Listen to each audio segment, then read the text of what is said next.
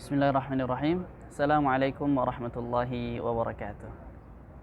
Alhamdulillahi ala ihsanihi wa syukru lahu ala taufiqihi wa amtinanih. Asyhadu an la ilaha illallah wahdahu la syarika lah ta'ziman li sya'nih wa asyhadu anna Muhammadan abduhu wa rasuluhu da'iyan ila ridwanihi amma ba'd. Teman-teman sekalian, selamat datang di bahasan tentang inner game. Sebuah tema yang mengupas mindset dan heartset, yaitu bagaimana kita mengolah batin, mengasah pikiran agar kita bisa bertumbuh menjadi pribadi yang lebih damai, lebih tenang, dan lebih produktif.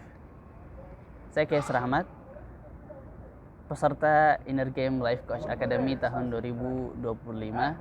Kali ini saya akan sharing terkait salah satu modul yang saya dapatkan dari Inner Game Life Coach Academy, yaitu The Dichotomy of Control atau dikotomi kendali. Bagaimana kita memahami dikotomi kendali. Pertama, apa sih itu dikotomi kendali atau dikotomi of control? Dikotomi kendali atau the dichotomy of control adalah sebuah konsep yang membagi dua bagian dalam hidup kita. Pertama, ada hal-hal yang di luar kontrol kita, dan yang kedua ada hal-hal yang di dalam kontrol kita, atau bahasa lainnya ada hal-hal yang dalam kendali dan ada hal-hal yang di luar kendali. Hal-hal yang ada di dalam kendali kita itu contohnya adalah pikiran kita, perasaan kita, tindakan kita, dan diri kita sendiri. Adapun hal-hal yang di luar kendali kita, contohnya banyak sekali ya.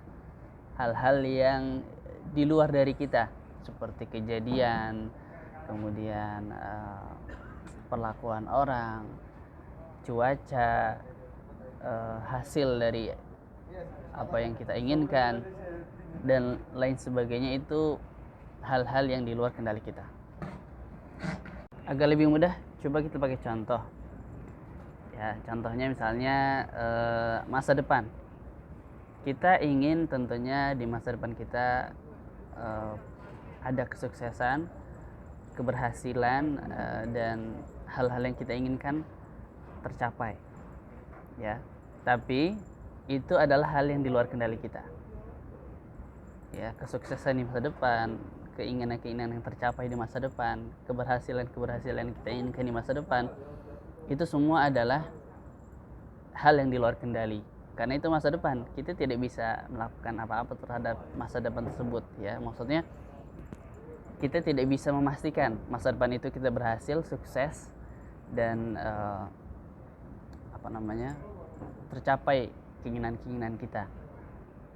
Ya, tapi hal yang dalam kendali kita adalah membuat rencana dengan sebaik-baiknya agar cita-cita kita tercapai, agar masa depan kita sukses. Nah, itu hal yang dalam kendali kita. Bisa dibedakan ya. Atau contoh lainnya misalkan kematian. Kematian tentunya nggak ada orang yang bisa tahu kapan datangnya, di mana, dalam kondisi seperti apa. Nah, itu adalah hal yang di luar kendali, karena ya tidak ada seorang pun yang tahu kapan, di mana, dan dalam kondisi seperti apa dia akan menghadapi kematian. Tetapi hal yang dalam kendali kita adalah bagaimana mempersiapkan kematian tersebut dengan cara yang terbaik.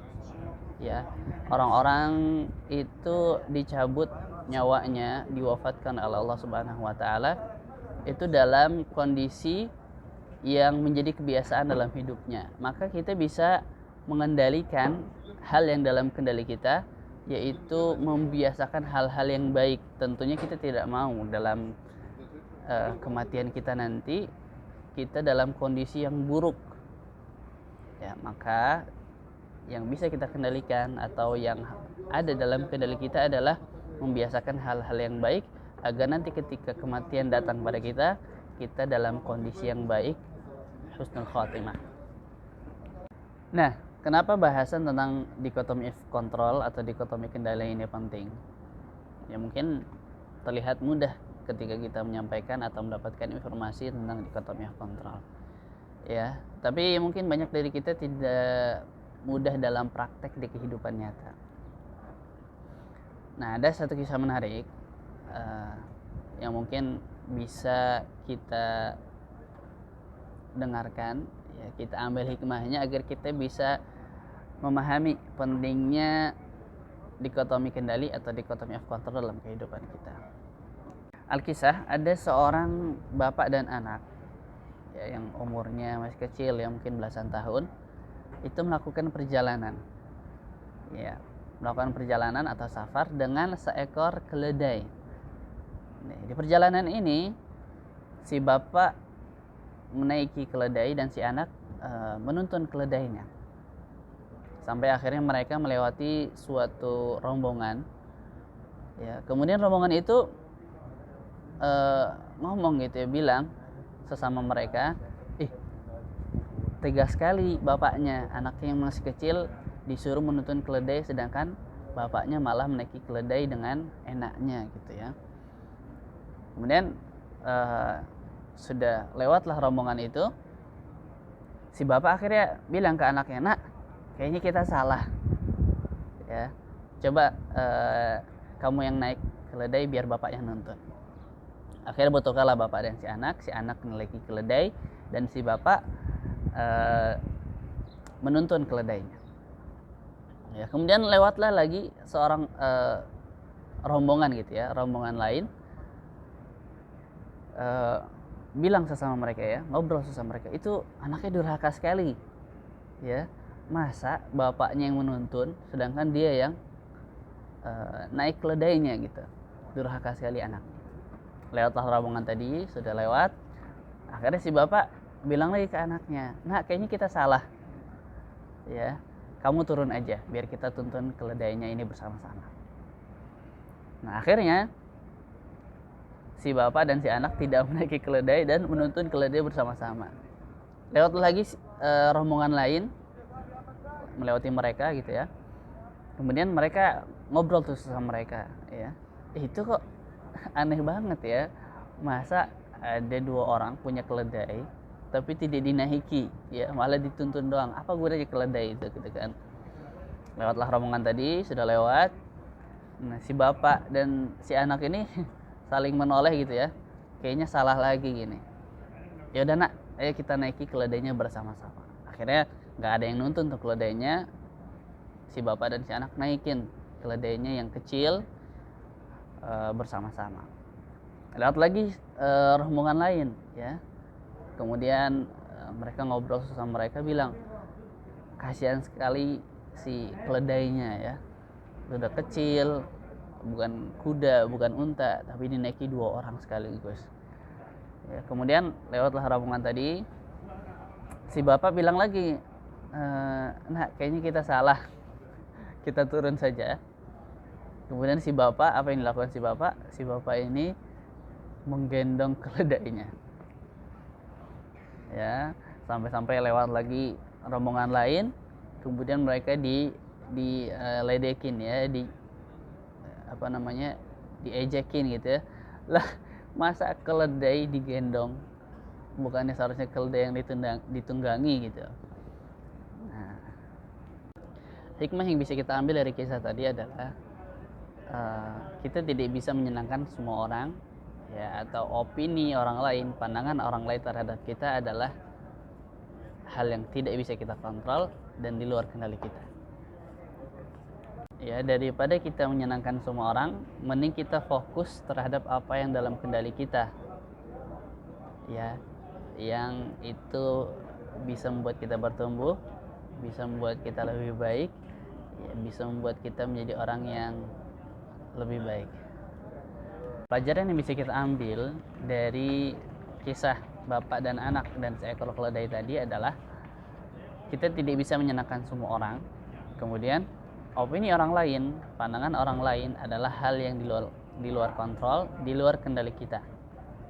Adapun hal yang di dalam kendali kita itu adalah respon kita terhadap itu semua. ya. Daripada kita meresponnya untuk menyenangkan semua orang lain, ya, menerima semua opini orang lain, kemudian kita berusaha menyenangkan mereka semua, yang kemudian akhirnya membuang banyak energi, membuang banyak fokus kita, menghabiskan banyak fokus kita. Mending kita fokus dan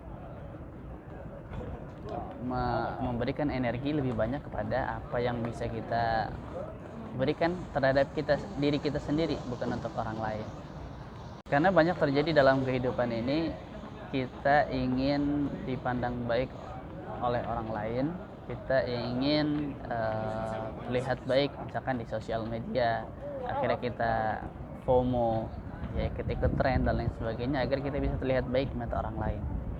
Padahal mungkin itu menghabiskan banyak energi dalam hidup kita, yang itu sia-sia saja, karena tidak semua orang bisa senang terhadap apa yang kita lakukan.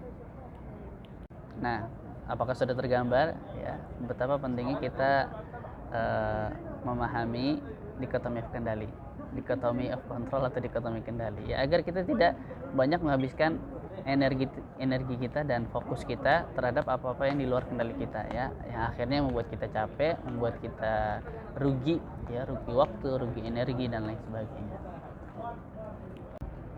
Setelah kita tahu apa itu dikotomi of control, kemudian pentingnya kita memahami dikotomi of control dalam kehidupan kita, nah, tinggal kita melatihnya dalam kehidupan, ya, atau mempraktekkan dalam kehidupan nyata. Nah, ada satu tools yang bisa kita pakai untuk kita melatih dikotomi of control dalam kehidupan kita, ya, yaitu adalah ketika kita dihadapkan oleh suatu kejadian, ya, kejadian apapun, ya, yang lebih-lebih kejadian yang tidak menyenangkan kita, kejadian yang membuat kita stres, membuat kita bingung, membuat kita banyak pikiran gitu, ya. Kita pakai tools ini. Toolsnya adalah kita tulis, ya, kita menulis kejadian tersebut, ya, di dalam buku atau dalam device kita, HP, laptop, bisa apapun, ya. Kemudian kita buat 2 kolom di bawahnya. Kolom pertama adalah hal yang dalam kendali atau hal yang bisa kita kendalikan, hal yang bisa saya kendalikan. Kemudian kolom kedua adalah hal yang di luar kendali atau hal yang tidak bisa saya kendalikan. Kemudian tulis apa saja hal-hal yang dalam kendali dan apa saja hal-hal yang di luar kendali. Kemudian setelah menulis hal yang dalam kendali, kemudian hal yang di luar kendali, ya, kita tinggal menuliskan action kita, yaitu pada hal-hal yang dalam kendali, ya, pada hal-hal yang dalam kendali apa yang bisa kita kendalikan, kita tulis actionnya, kemudian kita rencanakan, kita buat plan dan lain sebagainya dari kolom hal-hal yang dalam kendali kita, seperti itu. Nah, dengan begitu insya Allah kita akan semakin terlatih, ya, tidak pakai kolom lagi mungkin kalau sudah berkali-kali kita melakukannya.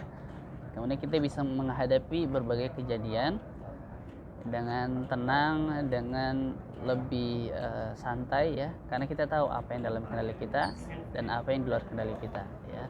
Terhadap apa-apa yang dalam kendali kita usahakan dengan ikhtiar terbaik, dan hal-hal yang di luar kendali kita pasrahkan, kita bertawakal kepada Allah Subhanahu wa taala, mohon dan doa yang terbaik untuk itu. Semoga ini bisa bermanfaat bagi kita semua, ya, terutama bagi saya sendiri.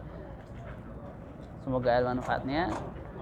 Billahi taufiq wal hidayah. Wassalamualaikum warahmatullahi wabarakatuh. Sampai jumpa kembali.